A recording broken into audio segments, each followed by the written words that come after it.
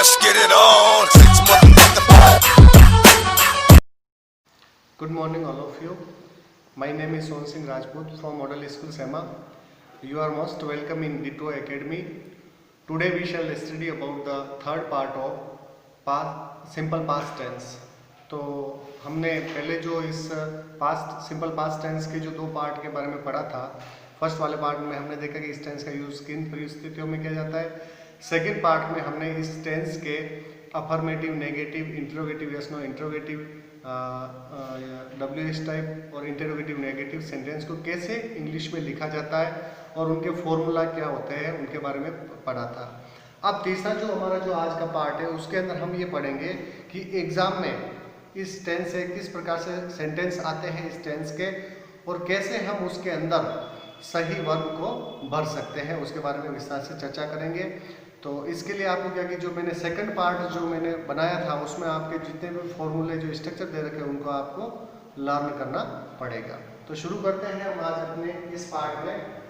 अगर इंग्लिश के जो सेंटेंस होते हैं उनमें yesterday morning, yesterday evening, yesterday noon या यस्टरडे आफ्टरनून, इसके साथ द डे बिफोर या the other day, last morning, last evening, last month, last year या last day या last week या last moment, यानी कि इनके साथ अगर ये last शब्द आए और ये अगर शब्द आते हैं इसके साथ इन मार्च 1942, यानी कि ऐसी कोई डेट आती है जो बीत चुकी है तो वो क्या किसमें आएगी, इसी टेंस के अंदर आएगी। जैसे इन में 2020, ओके। तो अपने जो सेंटेंस के अंदर ऐसी डेट आती है जो यानी कि वो समय बीत चुका है तो वह जो सेंटेंस होगा कौन से टेंस में होगा, अपने सिंपल पास्ट टेंस में। अब शुरू करते हैं कि अगर इंग्लिश के जो सेंटेंस होंगे इस टेंस से रिलेटेड उनमें इन शब्दों में से कोई शब्द अवश्य आएगा, ओके। अब शुरुआत करते हैं अपना जो क्वेश्चन आते हैं एग्जाम में, fill in the blanks with the correct form of the verb, यानी कि इसमें सही वर्ब अपने अपन को भरनी है। पहला सेंटेंस देखते हैं, आई see a great film yesterday. तो सबसे पहले हमारा शब्द कौन सा आ गया, देखो यस्टरडे, तो इसका मतलब इसमें कौन सा टेंस है, सिंपल पास्ट टेंस है। अब हमने टेंस को पहचान लिया, अब हमें देखना कि सेंटेंस की टाइप कौन सी। देखो यहाँ पे नोट कहीं कुछ नहीं लगा हुआ, अंत में फुल स्टॉप है, यानी कि ये अपना अफर्मेटिव सेंटेंस है। अब इसका स्ट्रक्चर क्या है, अफर्मेटिव सब्जेक्ट प्लस वर्ब की सेकंड फॉर्म प्लस ऑब्जेक्ट। तो अब सब्जेक्ट हो गया आई, तो यहाँ पे सी की जो सेकंड फॉर्म होती है सा, SAW, ये लिखेंगे, ठीक है। आई सा ग्रेट फिल्म यस्टरडे, है ना, यस्टरडे को मैंने एक शानदार फिल्म देखी। अब सेकंड आता है Nikita, Nikita not sleep well और लास्ट नाइट। लास्ट, देखो लास्ट के साथ मैंने पहले भी बता दिया था कि लास्ट के साथ अगर नाइट भी अगर आता है, क्योंकि लास्ट सबसे ये पता चलता है कि भाई ये पास्ट टेंस की बात हो रही है, तो लास्ट नाइट आ गया।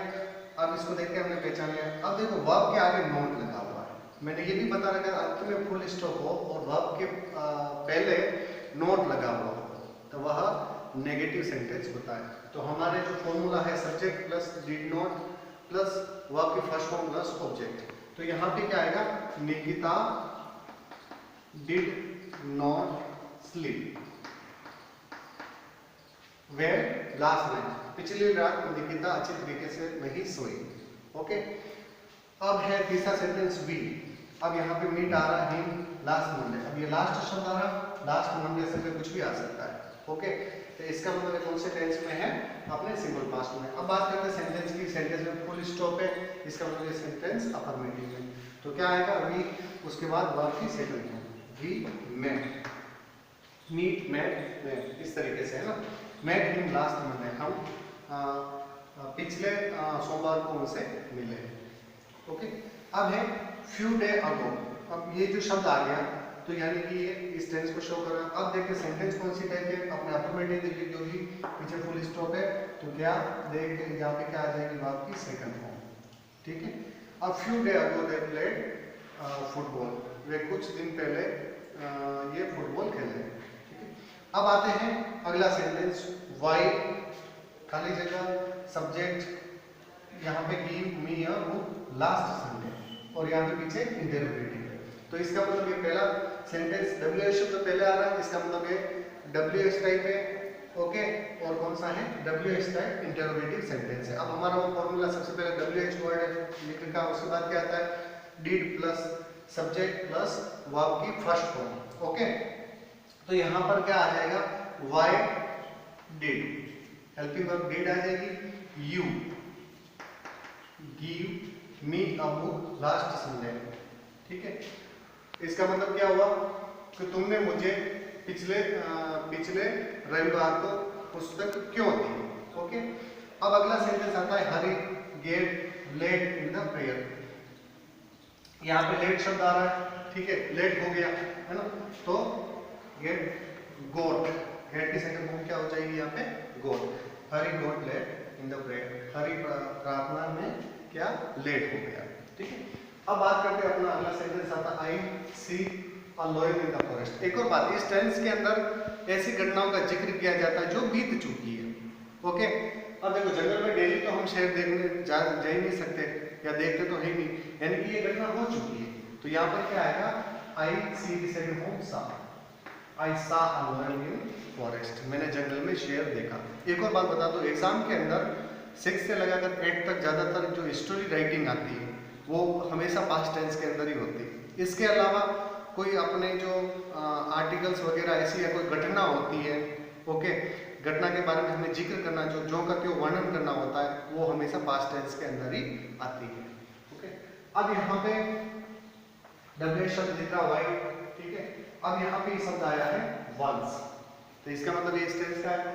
अब इसका टाइप कौन सा सेंटेंस का? इंटरोगेटिव क्वेश्चन मार्क है और आगे WH शब्द है, ठीक है। अब वर्ब के आगे, वर्ब के आगे नॉट है ना, तो मैंने ये बताया था अगर WH शब्द हो आगे और वर्ब के आगे इंटरोगेटिव भी हो और वर्ब के आगे नॉट हो तो वह वाक्य इंटरोगेटिव नेगेटिव का होता है, ओके। तो वही फॉर्मूला आपने वही है, ही के आगे क्या आ जाएगा? डिड। फॉर्मूला याद होना चाहिए, जैसे कि WH शब्द फिर आपके did plus subject plus not plus verb की फर्स्ट फॉर्म प्लस ऑब्जेक्ट। तो अब यहाँ पे WH शब्द वही आ गया, डिड ही। अब यहाँ पे नॉट रीड आ जाएगा, not read a book once, ठीक है। Why did he not read a book, उसने एक बार किताब क्यों नहीं पढ़ी, ओके। अब आता है हमारा अगला सेंटेंस, ठीक है। तो ये सेंटेंस के अंदर हमारा क्या है? यस्टरडे आ रहा है, ओके। अब सेंटेंस टाइप में इंटरोगेटिव मार्क आ रहा है, इसका मतलब ये इंटरोगेटिव है। अब इंटरोगेटिव की ये WH टाइप नहीं होगा, इंटरोगेटिव यस नो, क्योंकि सब्जेक्ट के जस्ट आगे खाली स्थान है, इसका मतलब यहाँ पे क्या आ गई? Helping verb. तो यहाँ पे हेल्पिंग वर्ब आ जाएगी did. Did she go to Jaipur yesterday, क्या वह कल जयपुर गई, ओके। ये हो गया इसका ट्रांसलेशन।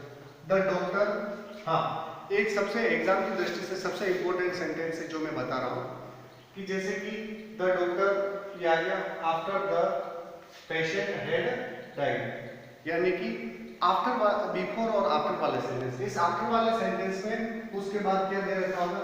हैड प्लस वर्ब की थर्ड फॉर्म, यानी कि ये पास्ट परफेक्ट टेंस है, ठीक है। उससे पहले वाला जो आफ्टर जो से पहले वाला जो जगह होगी वहां पे हमेशा सिंपल पास्ट टेंस आएगा, यानी वर्ब की सेकंड फॉर्म। द डॉक्टर केम, यानी कि इसका मतलब क्या हुआ? रोगी के मरने के बाद डॉक्टर आया, ओके। इसमें इस जो जैसे मैंने इस टेंस के यूजेज में बताया था आपको, दो कोई कार्य होते हो, एक पहले होता है एक बाद में होता है, तो बाद वाला जो कार्य होता है उसमें क्या लगेगा? कौन सा टेंस आता है? आपने ये, यानी कि पहले काम कौन सा हो चुका है? जो पेशेंट था वो मर गया था, रोगी था या मरीज था वो मर गया, और उसके बाद क्या हुआ था? डॉक्टर आया। तो बाद में जो कार्य होगा वो इस टेंस में आएगा। अब अगला सेंटेंस है the patient had died before the doctor come, ठीक है, यानी कि डॉक्टर के आने से पहले रोगी मर चुका था, ठीक। तो बिफोर वाले सेंटेंस में इसकी विपरीत कंडीशन होती है। बिफोर वाले सेंटेंस में बिफोर के पहले क्या आता है? हैड प्लस वर्ब की थर्ड फॉर्म, और बिफोर के बाद हमें क्या लगानी पड़ेगी? वर्ब की second form. The patient had died before the doctor केम, तो यहाँ पर इसकी सेकंड फॉर्म क्या आ जाएगी? केम, ओके। तो इस तरीके से, यानी कि बिफोर से पहले हमें क्या लगाना, ये फॉर्मूला दिमाग में बिठा ले कि आफ्टर से पहले वर्ब की सेकंड फॉर्म होगी और आफ्टर के बाद हेड प्लस वर्ब की थर्ड फॉर्म होगी। बिफोर से पहले हेड प्लस वर्ब की थर्ड फॉर्म होगी और बिफोर के बाद वर्ब की सेकंड फॉर्म आएगी। ओके, और ऐसे सेंटेंस एग्जाम में अमूमन आते ही रहते हैं। अब बात करते हैं अगला, when I was writing a book mono hub. तो यानी कि अगर कोई दो घटना एक साथ घट रही है, ओके, जैसे भूतकाल में कोई कार्य हो रहा है, दो घटनाएं, तो वह यानी कि पहली घटना आपके पास्ट में घट रही है तो दूसरी घटना भी उसी टेंस में घटेगी, यानी कि पास्ट टेंस में। अब यहाँ पे when I was writing a book, when वाले सेंटेंस होते जो एग्जाम में भी आते हैं, जब मैं किताब लिख रही थी तो मोनू आया। ठीक है, तो क्या हो गया इसका, मोनू, क्योंकि भूतकाल की घटना थी, उस समय वो लिख रही थी और उसी समय आया, तो वो भी किसी में आएगा, पास्ट सिंपल पास्ट टेंस के अंदर आएगा। इसलिए हमने क्या किया, जब when I was writing a book, जब मैं किताब लिख रही थी, मोनू केम, और मोनू आया। अब बात करते हैं अगला सेंटेंस इफ वाले।